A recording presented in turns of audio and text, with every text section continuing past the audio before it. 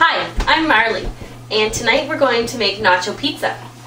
Now this is a recipe I used to make when I was in education, and what we would do in our classes was we always had this nutrition break, and we would take turns bringing in things, and this is what I always made. And by the end of my 2 years in the program, I was getting requests for nacho pizza so much that I entered it into our cookbook as we did for a fundraiser.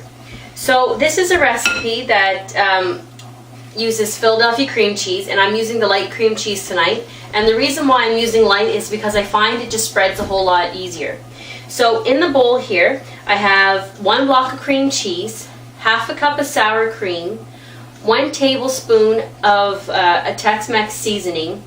I've got a little bit of pepper, probably about just a pinch of pepper, 2 cloves of garlic, 1 tablespoon of lemon juice. If you use a real lemon, you can put the juice from the whole lemon in.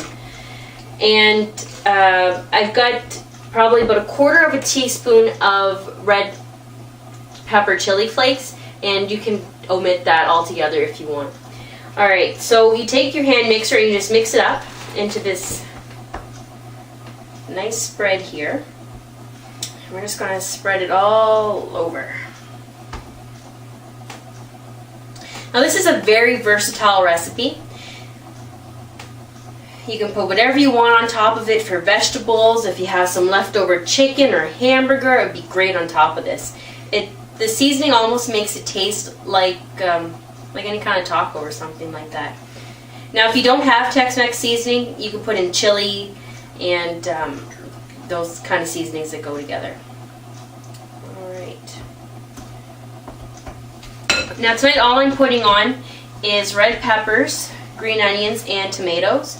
But this is where you can really get creative. Like I said, you could put meat on it, any kind of vegetable. It all tastes pretty good. And actually, if you use a real lemon, you can take the rind and grate it up and put a little bit on top for a little treat.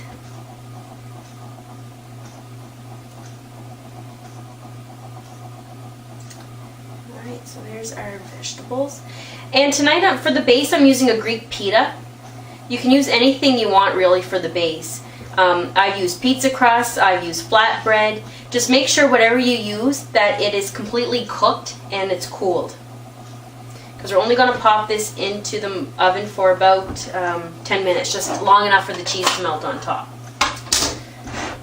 Alright, I'm putting cheddar cheese on tonight, but any kind of cheese is great on top of it.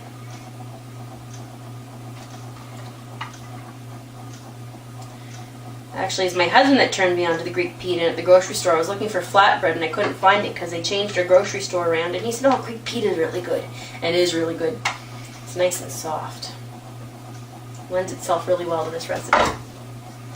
And I'm just going to top it off with a sprinkle of extra seasoning on top. And it's ready to go into the oven. Now I've got one here. I'll show you what it looks like when it comes out. So there, you can see how nice it looks, and the cheese is all bubbly, and oh, it smells delicious. So hope you try this out and that you enjoy it as much as we do. Thanks.